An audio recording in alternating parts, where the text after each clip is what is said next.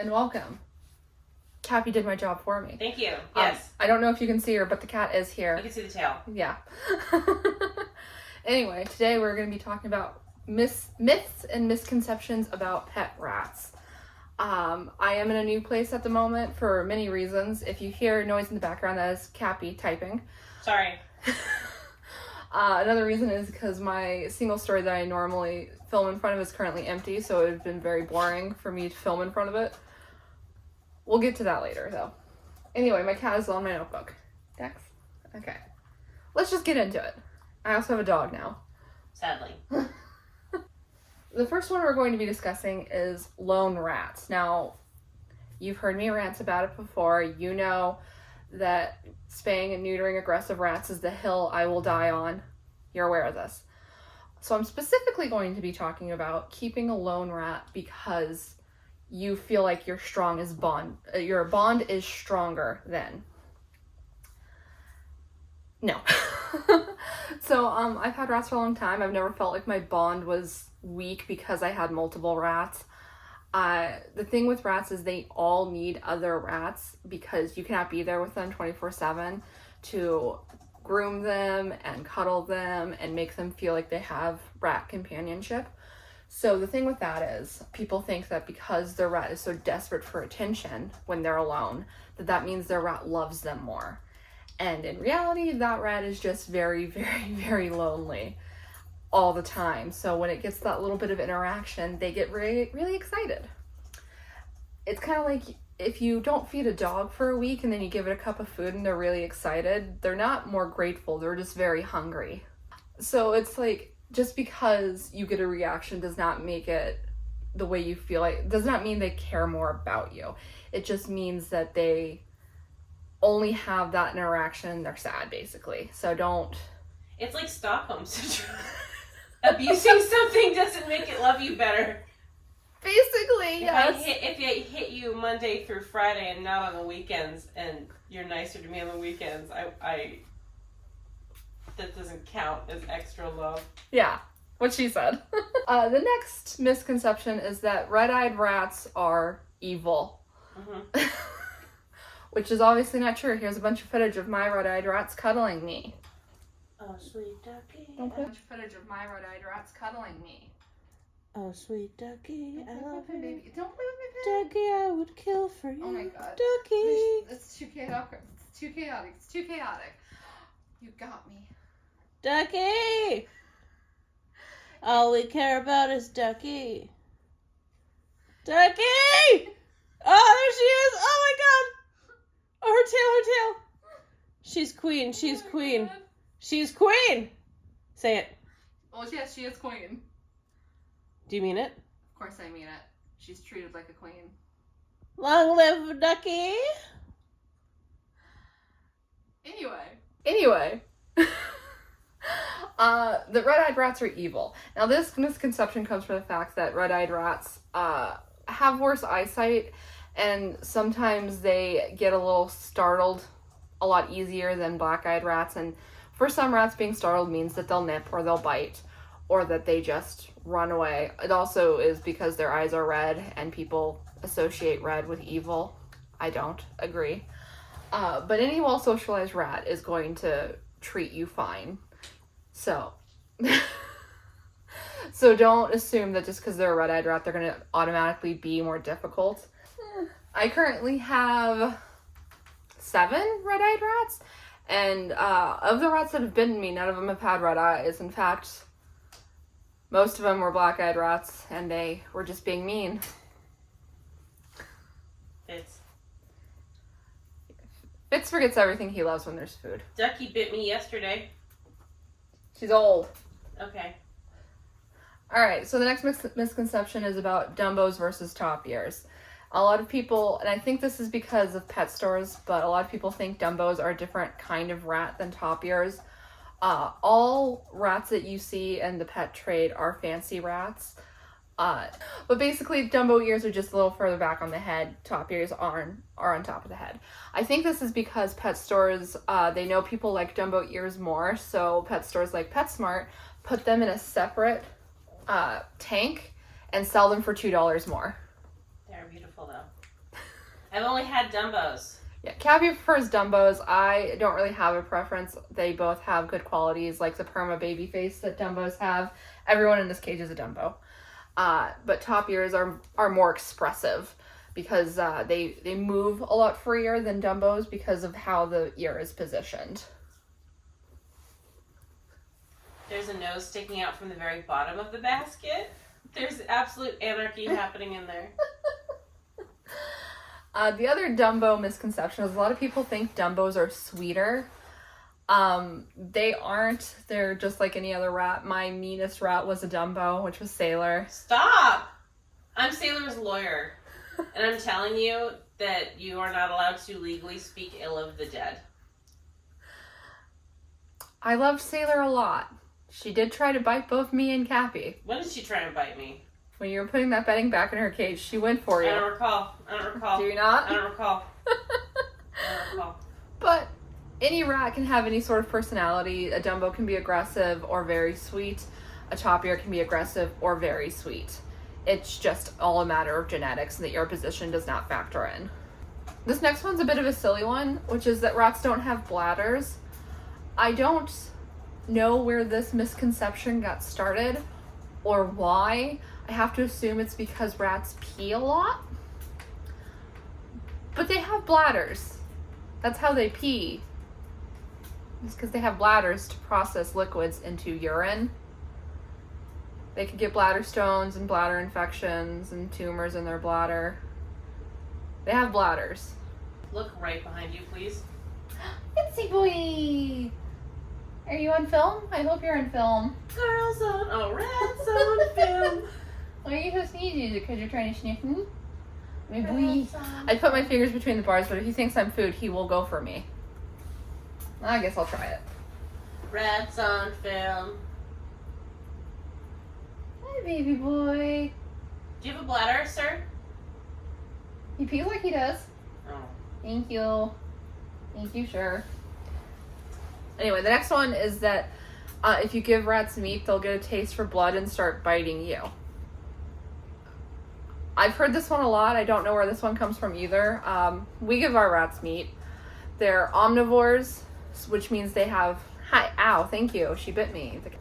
Rats are omnivores, meaning they eat both plant and animal material. So when they're young, they need a lot of protein. The best way to give them protein is meat. A lot of people choose fish because it is the safest protein to give them. Not a lot of fat, loads of protein. My mom liked to do imitation crab. Yeah. Do you remember? I remember. She would do that with Wibbly. Yeah. He loved it. He had a taste for blood. But yeah, you're not more likely to be bitten if you give them meat. Perhaps it's because they get very excited because meat's usually a pretty rare treat. So, like, if you give a rat a high-value treat, they're more likely to snatch it from you and miss the actual treat and get your fingers. So be aware of that, at least. The next misconception is that male rats are cuddly and female rats are crazy.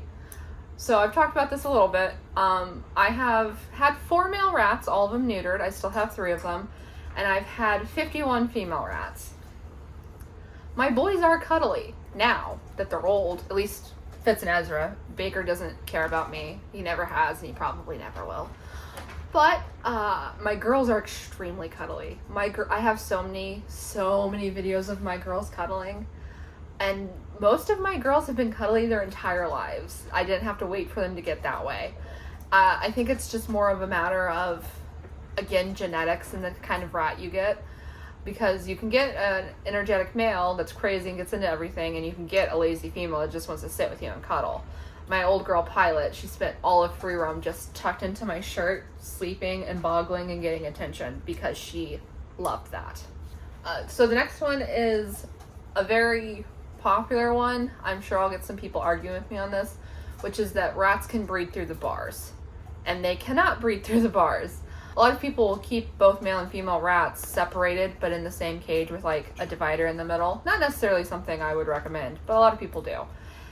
So basically the male rat can't get into the correct position to breed with a female rat in order to pregnate them through the bars. Just from a logistical standpoint, the bars aren't very thin. So, like, there's enough separation that, like, you know, he's not big enough, basically, to do the job. So, a lot of people think their rats have bred through the bars, but the thing is, female rats, when they are in heat, are very determined. And I have heard so many stories about females escaping their cage and breaking into the boys' cage. Sometimes even going back to their cage afterward, because females are fun like that. So if you do have both sexes of rats, I would suggest keeping them in two completely different cages that aren't near each other. But also just be aware that if your female can break out of the cage when she's in heat, she probably will. So we don't slut shame here. It's fine that she wants to get some, but unless you're prepared for baby rats, then yeah, if you don't want baby rats, you will get baby rats. Probably a dozen. And not to be grim, but unless you do it very right, you're gonna be burying some baby rats. So I know it's for real. Yeah, it's true. Like, we had a friend who accidentally adopted a pregnant rat, and she did everything right, and one of them still died. Yeah, they have such big litters. The couple of them tend to just pass away. Especially if they're really young when they have them. Yeah. I think that was one of the problems with Nova. Yeah, so Nova was probably only 2 months old. 10 weeks old, maybe. Terrible. Yeah. So keep that in mind. They will not breed through the bars, but they can still breed if they are aware of each other and if they're wily enough. Can I have this? May I have. Thank you. And lastly, the biggest misconception is how long rats live. So if you've been in the rat community for a long time, you'll often see people saying their rats live to 4 or 5, and if they're really bold, 6 or 7 years old. Rats live 2 to 3 years. They can live a little longer than 3 years, but if they're not dwarfs, it's unlikely they'll make it to 4. Dwarf rats, I've seen some make it really far past 3, but even with dwarfs, it's not common that they make it to 4. Standards live 2 to 3 years. My oldest has been 3 years and 2 months old, and that was Humdrum. The oldest I've seen a standard rat was about 3.5. Oh my god, hi. Part of this misconception is again from pet stores who claim that rats live 3 to 5 years, which they do not. They do not live 3 to 5 years. And in fact, I would say it's even more accurate to say they live 1.5 to 3 years, because 1.5 is when things start going wrong, when their genetics start catching up with them, because that's when they're seniors. And she's biting the pen. Oh my god.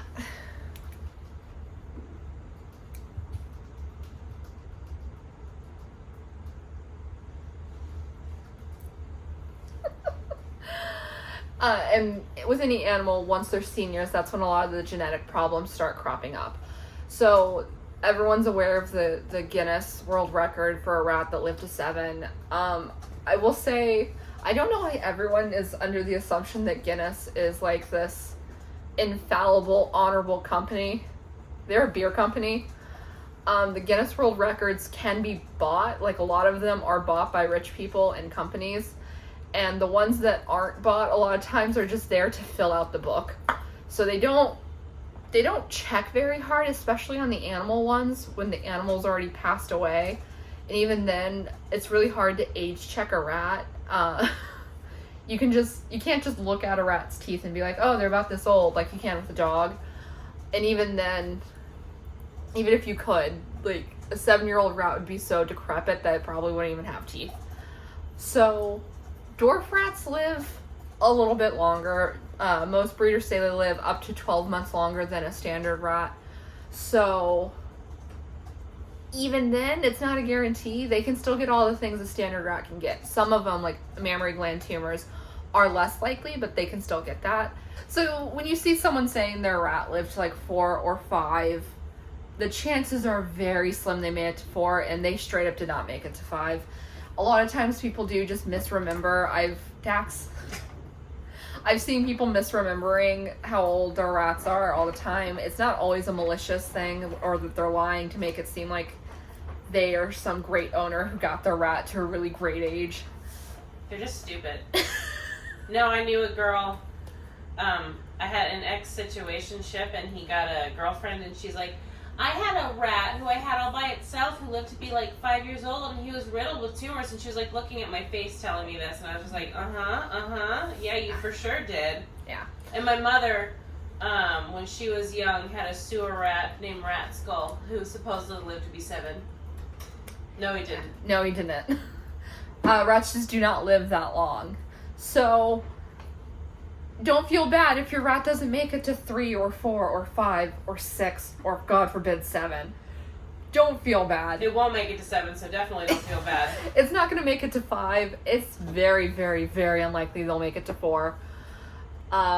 Even 3, very slim chances. I don't know if truthfully you want your rat to make it to 4, because even when they're very healthy, like, they get decrepit. Like, Yeah. Ducky, who is pretty solid, is still just, like, old. Yeah.